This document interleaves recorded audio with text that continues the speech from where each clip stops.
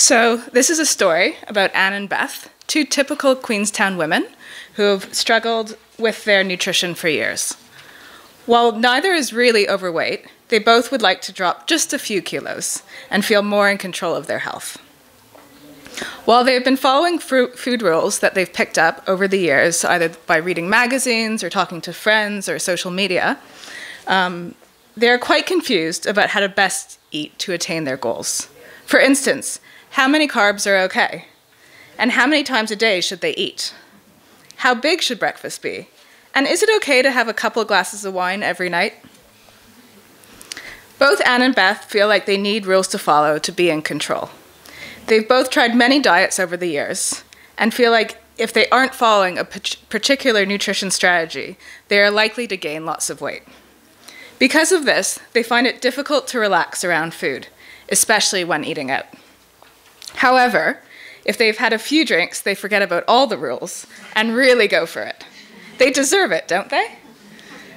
Unfortunately, they wake up the next day feeling guilty and vow to restrict again. Might be time for a new diet. So what Anne and Beth are experiencing is the diet cycle. So they start dieting, or start dieting again, and they're able to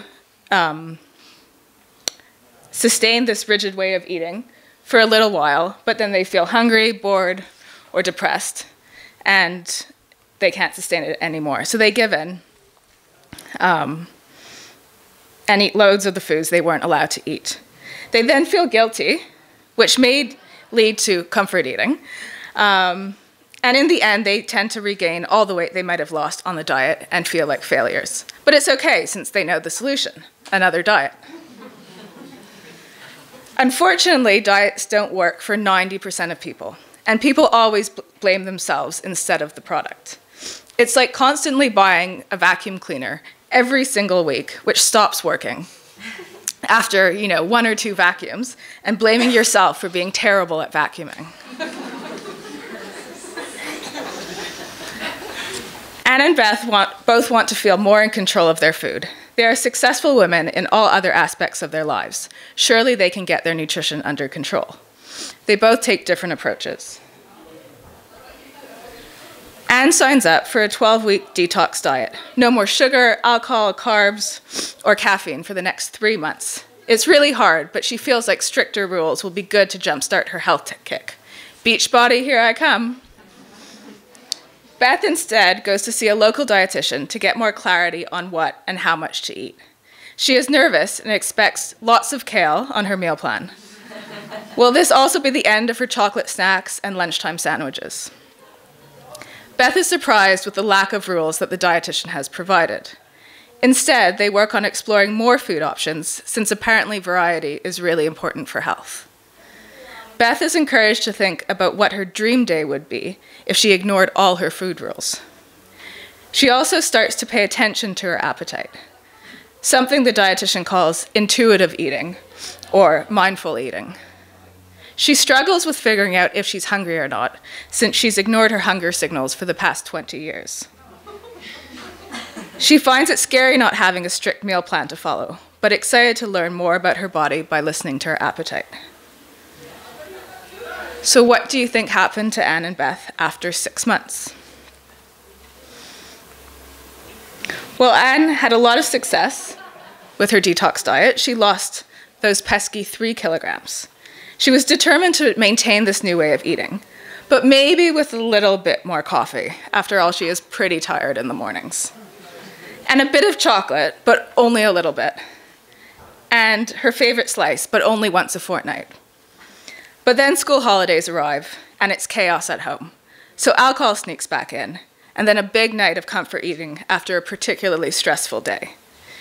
She then feels guilty the next morning and fasts all day, until she's absolutely starving in the evening and eats everything in sight.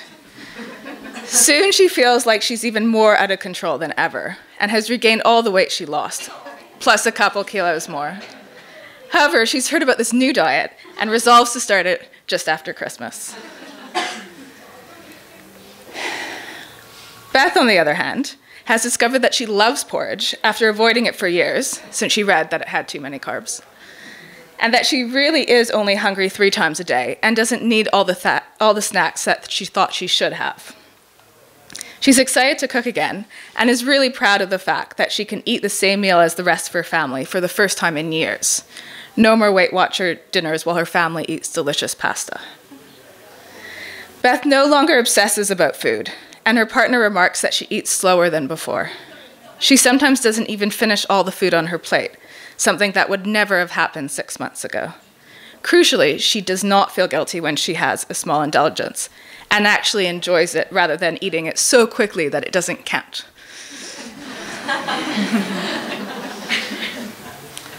So, what happens to Anne and Beth after 3 years? Well, interestingly, we know from a recent study that followed 1,600 New Zealand women for 3 years and compared people who were trying to lose weight with people who weren't trying to lose weight. So those like Anne, who are trying to lose weight, unfortunately decreased their intuitive eating score by 40%, which means that they lost the ability to recognize their appetite cues, so whether telling if they were actually hungry or full. And I have patients all the time when I ask them, how hungry they are, they tell me they haven't actually felt hunger in years. This led to a doubling in binge eating, which is defined as eating an unusually large amount of food while feeling out of control. And while binge eating is unfortunately common, it's a terrible thing to experience. People who get into the cycle of binge eating feel ashamed and struggle with emotions like disgust and guilt after a binge. However, when we look at studies on intuitive eating, we find that people like Beth have an improvement in things like body image, self-esteem, satisfaction in life, and other psychological improvements. But you would assume that those who are trying to lose weight, like Anne, lost more than those who weren't, right? So perhaps the risk of binge eating and lack of intuitive eating were worth it. Surprisingly, it turns out that in general, there is no difference in weight change between those groups. So if it was me, I would much rather go down Beth's path of learning to eat intuitively or according to my appetite, since it comes with a host of benefits besides weight loss. Like Emma mentioned, there's no quick fix for pain. Similarly, there's no quick fix for nutrition. Just like stress, it takes a change in behavior and thinking. So what can you learn from Beth, regardless of your health goals? So first of all, forget about rules and labels, such as good and bad. And this is particularly important because when you moralize food by calling it bad, you feel like a bad person.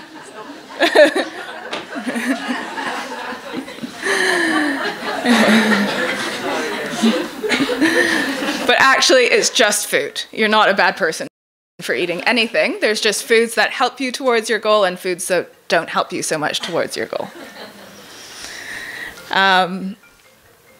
So number 2 is experiment with food choice. Be curious and try new foods. And variety is really important in a diet. And I think this is where dietitians can help a lot in suggesting other foods and combinations of foods. Pay attention to how you feel after eating. Do you feel satisfied, nourished? How does your stomach feel? Are you energized or are you sleepy? And the key one that I start with actually for weight loss is to eat when you're hungry. So instead of when you're bored or sad or tired, etc. So that's when you should be eating. And my 5th and final take-home piece of advice is a really small change, but one that I think can make a big impact. And that is to learn to pay attention to your food. I think the best way of doing this is to eat the first bite of every meal mindfully. So to do that, and those of you with wine or a drink can practice right now, is to stop, sit down instead of eating at the kitchen counter while you're preparing dinner. Breathe deeply to activate that parasympathetic system, so that using that brake pedal, and sometimes after a busy day that takes, 5 or 10 breaths. And explore the food with all your senses. So just if you were, properly tasting wine, do that with all your meals and snacks. So what does it look like, if you have the wine glass up there? Close your eyes. What does it smell like? Put a small bite in your mouth. What does it feel like? What does it taste like? And does that taste change or linger? And do you actually like the taste? I've had some clients do this and they realize actually they hate their cooking. So it's much better to do this when, with good food.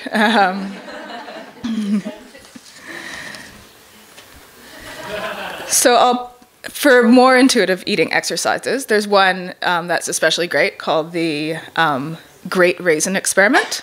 And I'll also link to a free 5-day mindful eating program, which I haven't developed, but it's really good. Just search me on Facebook and I'll post that up tomorrow, and you can all practice becoming a little bit more like Beth and mindful eaters. Thanks.